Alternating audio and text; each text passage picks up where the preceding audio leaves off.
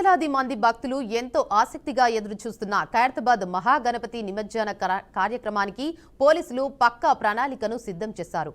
శనివారం మధ్యాహ్నం 1:30 లోపే నిమజ్జన ప్రక్రియను పూర్తి చేసేలా స్పష్టమైన స్కెడ్యూల్ను ప్రకటించారు. బుధవారం జరిగిన ఉన్నత స్థాయి సమావేశంలో ఈ మేరకు కీలక నిర్ణయాలు తీసుకున్నట్లు తెలిసింది.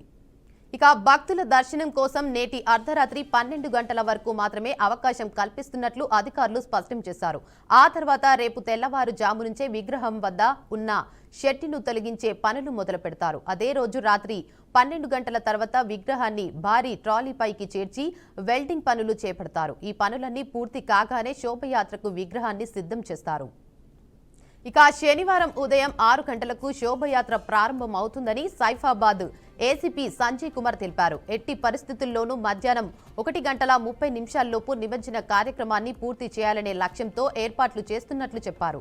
శోభయాత్రకు ఎలాంటి ఆటంకాలు కలగకుండా పటిష్టమైన బందోబస్తు ఏర్పాటు చేస్తున్నామని వివరించారు. ఈ ప్రణాళిక ప్రకారం యాత్ర సజావుగా నిర్ణీత సమయంలో ముగిసేలా అన్ని చర్యలు తీసుకుంటున్నామన్నారు.